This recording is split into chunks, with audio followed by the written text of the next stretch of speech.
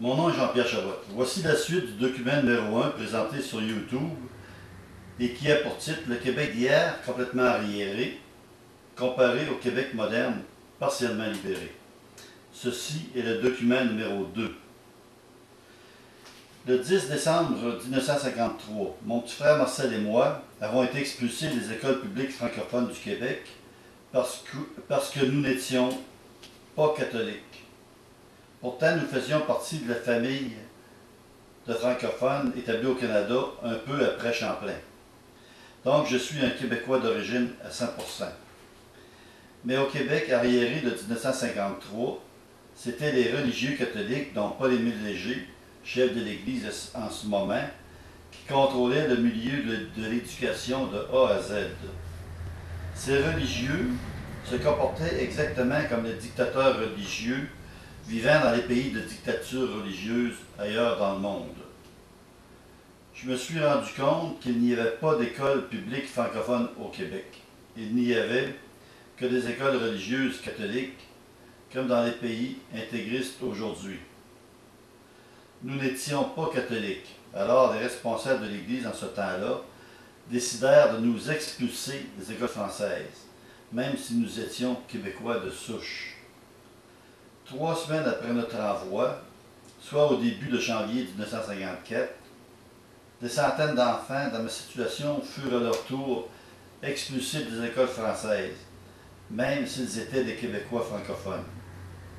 Quelques années plus tard, les ethnies venues d'ailleurs goûtèrent à la même médecine. Début 1954, mon père entreprit un procès contre cette injustice dirigée envers nous.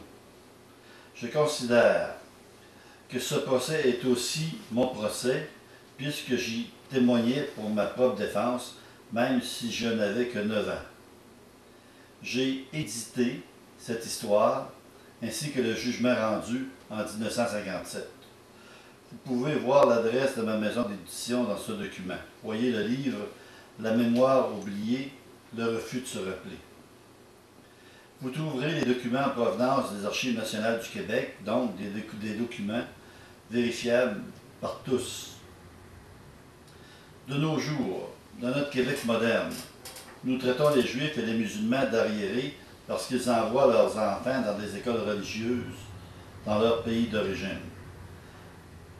Alors, ici au Québec, il y a 40 ans, c'était pareil. Donc, nous étions collectivement aussi arriérés qu'eux il n'y a pas si longtemps. Il faut avoir l'honnêteté de le reconnaître. Un pourcentage important de Québécois d'origine n'avait pas de respect pour les gens différents d'eux. C'est un comportement narcissique d'homme primaire, donc d'arriéré. Arriéré comme en arrière, loin dans le passé.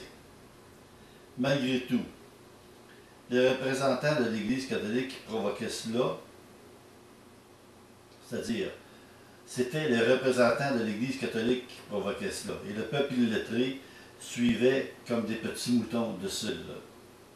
Paul-Émile Léger, avec Lionel Groulx comme compère, s'en donnait à cœur joie. Groulx, par exemple, répétait cette phrase régulièrement. La religion pour protéger la langue pour protéger la religion. Il était très nationaliste. Il avait compris qu'en développant la notion de nation, il développait en même temps un très grand pouvoir politique. La politique, c'est simplement l'organisation d'une société. Et quand une société est organisée par les curés de ce monde, même si cette société est dans un pays démocratique, la vraie démocratie a de la difficulté à prendre son envol. Les libertés individuelles sont difficilement accessibles. Mon histoire en est la preuve. Par la faute des hommes de Dieu, ce genre d'organisation sociale est en réalité une dictature théocratique, une dictature divine, contrôlée par les représentants hypocrites des dieux, les pasteurs de tout acabit. Il est vrai que ce genre de choses se fait aussi ailleurs, dans le monde, mais j'y reviendrai plus loin. Pour le moment, je veux parler des dictateurs religieux du Québec. Probablement que l'idée originale de développer le nationalisme est venue pour éloigner des francophones des anglophones. Les religieux catholiques avaient peur du protestantisme, comme de la peste. De là l'expression de Gros, la langue pour la religion pour la langue. Si les francophones restaient loin des Anglais, le risque de changer de religion était faible.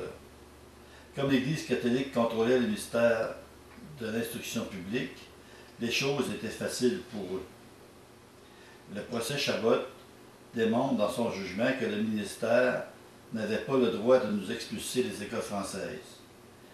Ils nous ont pris 4 ans, ils nous ont repris, mais 4 ans plus tard. Loin dans les campagnes du Québec, il n'y avait pas d'école autre que les écoles françaises. Imaginez tout le tort que ces imbéciles ont fait à des enfants innocents. J'ai donc recommencé l'école en septembre 1957. Les gens de la région étaient fâchés d'avoir perdu le procès.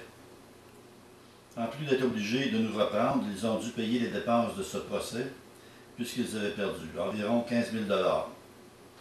Ils refusèrent, mais notre avocat a mis une saisie sur l'école toute neuve. Le tout prit un certain temps et en bout de ligne, mon père a reçu des menaces. Il a eu peur pour la sécurité de la famille. En été 1960, il déménagea à Val-d'Or, même s'il venait de construire une remise pour sa machinerie de ferme. En septembre 1960, mon père nous inscrivit à l'école française. Il fut consterné d'apprendre que le ministère de l'Instruction publique avait le droit de nous refuser l'accès à l'école française, puisqu'à Val-d'Or, il y avait des écoles anglaises. J'ai donc été expulsé des écoles françaises pour une deuxième fois, parce que je n'étais pas catholique. Quelle gang d'arriérés! J'avais 14 ans et demi et je mesurais 1,75 m. Je dépassais les petits Anglais d'une tête. Comme je ne comprenais pas la langue et que j'étais humilié par cette situation dégradante, j'ai décidé de quitter l'école. Je me suis retrouvé sur le marché du travail avant mes 15 ans, avec 43 mois d'études dans les écoles françaises. Imaginez la situation scandaleuse dans laquelle l'intelligentsia du Québec m'avait placé. Ils ont fait de moi un ignorant en me privant de mes droits à l'instruction publique. Parce qu'au Québec, tout le monde devait être catholique. La honte et les humiliations reliées à mon manque d'instruction se vivaient chaque jour. Le pire dans cette affaire, c'est qu'encore aujourd'hui, les élites intellectuelles de tout le Québec français, y compris le mass média, cachent ce fait vécu. Cette injustice est gardée dans un silence infernal. Je dis à mon peuple, réveille-toi, il faut que tu saches la vérité sur ton passé récent. Je vous pose donc la question, est-ce que je mérite des excuses et un dédommagement? La suite dans le document numéro 3, si ce fait vécu vous intéresse. Merci.